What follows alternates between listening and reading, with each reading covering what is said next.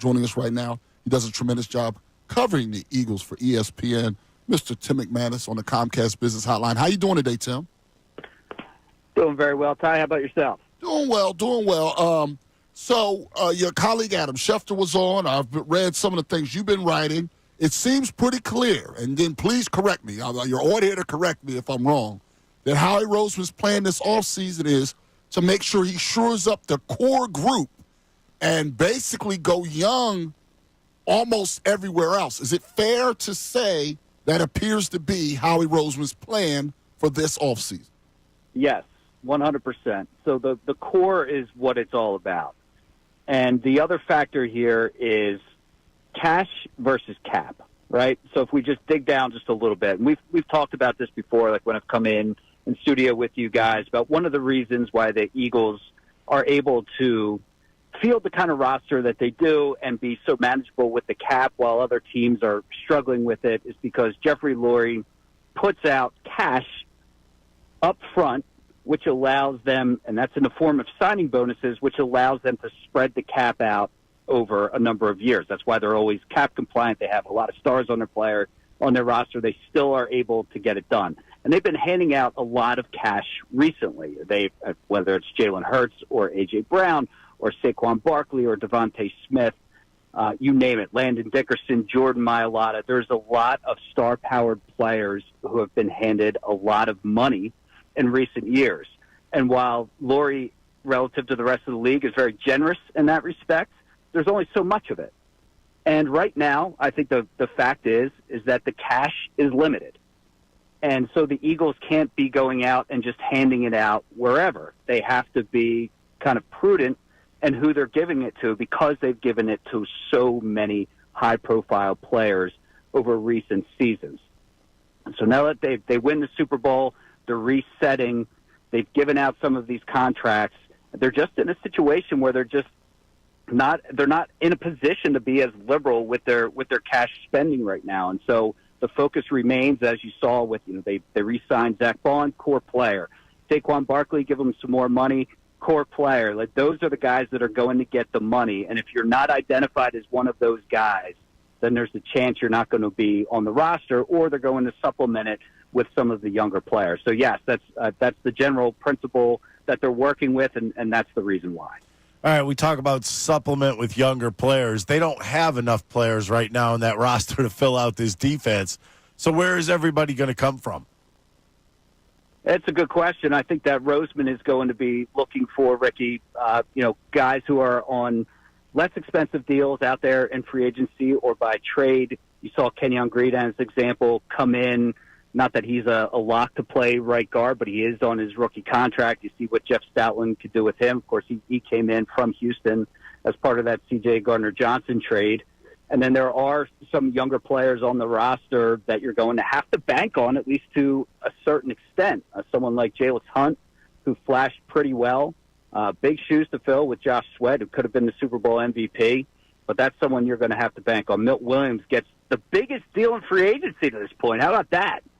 Milton Williams lost to the Patriots, and now somebody like Moro Ojima is going to have to step in and fill those reps. We also know that Roseman is not done after 2 days of free agency. I think he's going to be looking to add guys on one-year deals as free agency kind of wanes on here. He's going to be looking to add via the trade market.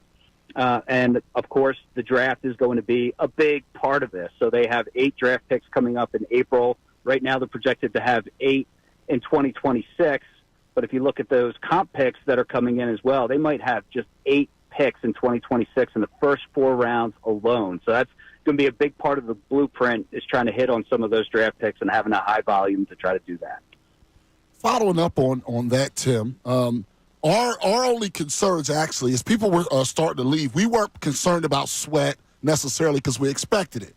Once you go with the Slay and Isaiah Rodgers, whose deal felt doable if the Eagles really wanted to, and now you go with the CJ/GJ, are we in another spot where we're having to rely on Keely Ringo and Sidney Brown perhaps to start, or if not them, rookies in those 2 spots? Well, certainly part of the logic of moving CJ/GJ was to open up an avenue for Sidney Brown. That's part of the theory coming out of the NovaCare. That doesn't mean that they're going to just hand it to him. I feel like, and you saw, I think it was James Palmer who reported that the Eagles were at least in partially on Justin Reed. So it's not. So you can already tell that they're not. It's not like they're just going to hand the job to Sidney Brown. But I do feel like they want to open up a pathway. And it just seems like they can't make up their mind on Gardner Johnson. If they like him and he gets them to a Super Bowl, but then then we're going to move on from him. Obviously, there's a level of volatility there that where they're not fully able to commit to him. But I think there's reason to be concerned to a certain extent, to your point, Ty, because they are going to end up going younger. One way or another, it seems like it's going to shake out where at multiple positions on defense, you're going to go with less proven guys that are going to have to step into vital roles and hope that it stays near the same level as the number one overall defense from last year did. And so, I think it's both right to say, okay, there's a build-up trust that Howie Roseman has established over time, while also being realistic and saying, there is a chance that this defense in particular takes a step back because of the decision-making this offseason, whether it was necessary or not, that there is a chance that happens. You look on the other side of the ball, obviously you brought up a lot of the guys are already, paid and already have contracts, but there are a few positions on the offensive side. What do you think happens tight end and guard-wise? Yeah, so I do believe that the Eagles are actively shopping Dallas Goedert. That feels very real to me. Whether it comes to fruition now or somewhere closer to the draft, the one possible destination that made sense was Denver, and they just ended up signing Evan Ingram. And so maybe that's one that's off the table. A team like the Chargers makes some sense if you're just looking at it logically. But, I think that the effort is there from the Eagles' standpoint of seeing if they can get something in return for Goddard and sort of reshuffling the deck there, whether that's a combination of Grant Calcaterra plus maybe somebody in the draft. But there is absolutely an outcome in which Goddard is not on this team next year. They brought in Kenyon Green. From what I'm hearing, it doesn't absolutely signal the end of Mekhi Becton. But with Becton, they didn't make any real push to sign him before the start of free agency. So that allows Becton's camp to go out there and see what they can find and opens you up to losing him. I think that there already have been some flirtations for Becton across the league, and we'll see whether that ends up shaking up or not. And it feels to me like the only way that Becton is back is if he goes out, the market isn't what he expected, and he comes back on a lesser deal. But, they're spending big money on 3 of their offensive linemen already. Cam Jurgens, I believe, is going to get a payday soon. And there's a chance that Becton ends up being the odd man out because of money allocated to other spots. We're speaking with Tim McManus. He does a tremendous job covering the Eagles for ESPN. The other part on this overall, Tim, that I need your help with is I think there's a lot of fans that think that Howie Roseman is playing possum and is about to just jump out of anywhere and make this huge deal, while we don't think that's the case. And so I know you've already kind of articulated already.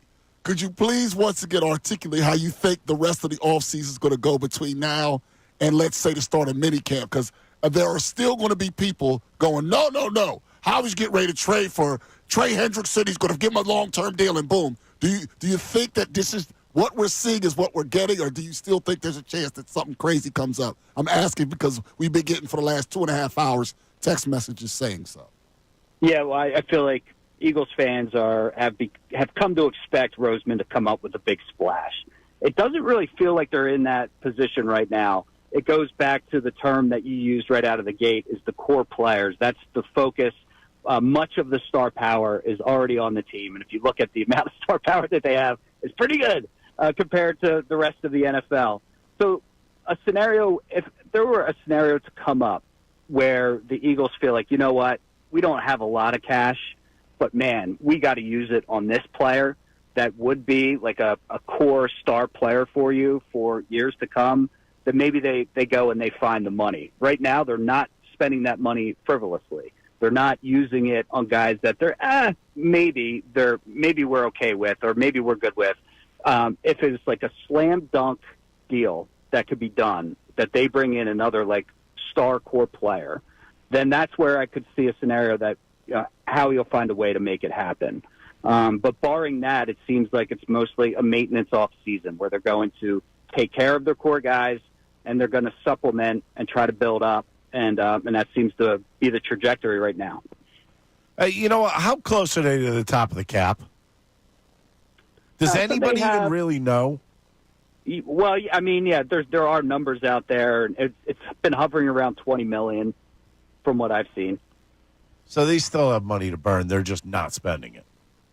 Yeah, they have money. They're trying to be judicious about it, right? Like they're making sure in order to keep the main guys together for as long as possible, they have to not sink it into places that ends up being ill-advised. So I think they're being a little bit more careful about it this time around. I heard Ty talking about the fact of, post Super Bowl last time, maybe you're sinking money into assets that end up not paying off for you down the road. I think that's a smart take on it, where it feels like they are being just a little bit more careful this time. They're going to put money that they do have, they're going to put where they feel very confident in. Yeah, well, listen, I appreciate you really coming on and helping us out with all the with all the information, Tim. As usual, I know it's kind of no downtime in this off season, so we'll see how this goes. And we're about 5-6 weeks away